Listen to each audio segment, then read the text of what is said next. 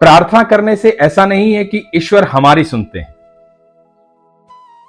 प्रार्थना करने से हम ईश्वर की सुन पाते हैं, और जब हम ईश्वर की सुन पाते हैं तो हम कभी भी हारते नहीं हैं। इसलिए प्रार्थना जरूर कीजिए। हरे कृष्णा दोस्तों, मैं हूं अनुज शर्मा। आज जो किस्सा आपको बताने जा रहा हूं, यह अद्भुत किस्सा है। एक सेठ था, वृंदावन में रहता था, करोड़ीमल नाम था। तो नाम था करोड़ीमल, लेकिन था बहुत कंजूस। भगवान कृष्ण का अनन्य भक्त था। चाहता था भगवान की सेवा करे, पर भगवान की सेवा करने में तो पैसे खर्च होते हैं, क्योंकि भगवान को भोग लगेगा, भगवान को वस्त्र धारण करवाने पड़ेंगे, बहुत सारी चीजें लगेंगी, धूप अगरबत्ती, बहुत सारे खर्चे। अब इस खर्चे से बचा कैसे जाए, क्योंकि कंजूस है करोड़ीमल। तो एक संत के पास गए। तो संत महात्मा से जाके बोला, महाराज, भगवान श्री कृष्ण की सेवा करना चाहता हूं, लेकिन चाहता हूं एक भी पैसा खर्च ना हो, बिना खर्च किए भगवान की सेवा कर पाऊं, कोई उपाय बताइए। अब महाराज समझ गए, सेठ बहुत कंजूस है, उपाय बताना पड़ेगा। तो महाराज ने कहा कि एक काम करो, भगवान की मानसिक सेवा करो। रोज ये सोचो कि आपके पास लड्डू गोपाल है, आप उनको स्नान करवाओ, वस्त्र धारण करवाओ, भोग लगाओ, पूजा पाठ करो, उनकी आराधना करो, उन्हें प्रेम करो। और ये सब मानसिक करना है, लेकिन नियम से करना है। तो जब मानसिक करोगे तो तुम्हारा एक भी पैसा खर्च नहीं होगा, ना तुम्हें वस्त्र लाने, ना तुम्हें भोग लगाना। बस मन में सोचना है कि भगवान की सेवा कर रहा हूं मैं, मेरे पास लड्डू गोपाल है, मेरे माधव मेरे पास। सेठ इस उपाय से बड़ा प्रसन्न हुआ। सेठ ने अगले दिन सुबह से सोचा कि मेरे पास एक लड्डू गोपाल है, माधव हैं, उनको स्नान करवाना, उनको वस्त्र धारण करवाना, उनका श्रृंगार करना, पूजा पाठ करना, उनको भोग लगाना, ये सब मानसिक हो रहा था। और सेठ आंखें बंद करके भगवान की सेवा करता, मानसिक सेवा। ये करते करते कई साल बीत गए। रोज भगवान का ध्यान करता, लड्डू गोपाल को देखता। मानसिक सेवा में ही उसे लगता कि आज भगवान ये भोग चाहते हैं, आज ऐसे वस्त्र पहनना चाहते हैं, आज ऐसा श्रृंगार चाहते हैं, आज ईश्वर ये चाहते हैं, आज मेरे लड्डू गोपाल ये चाहते हैं। ये सब मानसिक चल रहा था। अब क्योंकि मानसिक था, सेठ के पैसे खर्च नहीं होते थे, तो रोज अच्छे आभूषण पहनाता, अच्छा भोग लगाता, जो मन करता वो भोग लगाता, जो उसे लगता कि ठाकुर जी ऐसा कह रहे हैं, चलो ये भोग लगाते हैं। एक भी पैसा खर्च नहीं हो रहा, नियम से ये सब चल रहा था। एक दिन ऐसे ही सेठ जो है मानसिक भोग लगा रहा था, भगवान का ध्यान कर रहा था, ठाकुर जी का नाम ले रहा था, और भोग लगाते लगाते उसके हाथ से दूध में जो है 2 चम्मच चीनी गिर गई।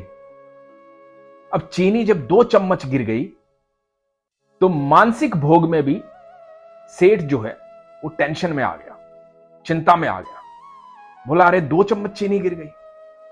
अब क्योंकि सेठ है तो कंजूस ना, भले ही मानसिक भोग लगा रहा है, तो सेठ ने क्या किया कि 1 चम्मच वापस निकाल लेता हूं। जब सेठ चीनी निकालने लगा तो एकदम से भगवान ने उसका हाथ पकड़ लिया। भगवान ने जैसे ही हाथ पकड़ा, सेठ की आंखें खुल गई। सेठ ने देखा भगवान साक्षात सामने खड़े हुए हैं। भगवान मुस्कुरा रहे हैं, माधव कह रहे हैं, आज चीनी मत निकाल, ज्यादा मीठा पीने का मन था, इसीलिए तो 2 चम्मच डलवाई थी, निकाल क्यों रहा है, मानसिक सेवा में भी कंजूसी करेगा। सेठ एकदम होश खो चुका था, पागल हो गया था। सेठ ने जीवन में कभी सोचा भी नहीं था कि ठाकुर इस तरह से दर्शन देंगे, ठाकुर इस तरह से मिलेंगे। सेठ बोला, प्रभु, मैंने तो कभी सोचा भी नहीं था, मैं तो मानसिक सेवा करता हूं, मैं तो बस मन में सोचता हूं, और आप मुझे दर्शन देने आ गए, आप साक्षात मेरे सामने खड़े हैं। भगवान बोले कि तू मानसिक सेवा मन से करता है, नियम से करता है, मैं तेरी सेवा से प्रसन्न हूं। जितने मन से तूने मेरी मानसिक सेवा इतने सालों की है, इतने मन से कोई भी भक्त कभी भी सेवा करेगा, कभी भी मुझे याद करेगा, मैं उसके लिए जरूर आऊंगा। लोग भोग लगाते हैं, प्रार्थनाएं करते हैं, इच्छाएं रखते हैं, अपनी अपनी बात कह देते हैं, लेकिन मन से मेरी सेवा नहीं करते, मन से मुझे याद नहीं करते। इसलिए सालों लग जाते हैं, जन्म जन्म चले जाते हैं, मैं हर एक को दर्शन नहीं देता। लेकिन जो मुझे मन से बुलाता है वो मेरी एक दिन पूजा करे, एक पल पूजा करे, एक क्षण याद करे, मैं तुरंत आ जाऊंगा। क्योंकि जो भी मुझे मन से बुलाएगा मैं मन से सुनूंगा। और तूने मेरी मानसिक सेवा बड़े मन से की, इसलिए मैं आया हूं। मैं प्रसन्न हूं तुझसे। सेठ की आंखों में आंसू आ गए। सेठ भाव विभोर हो। सेठ बोला, प्रभु आज मुझे समझ में आया मैं किस चीज में कंजूसी कर रहा हूं। सब कुछ तो तेरा ही है, सब कुछ तूने ही दिया है। ये माध्यम भी तूने दिया कि मैं तेरी ऐसे पूजा करूं। ये सोच भी तूने दी कि मैं मन से पूजा करूं। प्रभु आप मेरी सेवा से प्रसन्न हुए। मेरा तो जीवन सफल हो गया कि मुझे आपके दर्शन हो गए, आपसे मुलाकात हो गई। साक्षात आप आ गए ठाकुर।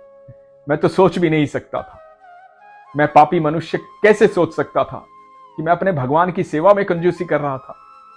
हे प्रभु, आप जैसा प्रेम करने वाला कोई और हो ही नहीं सकता।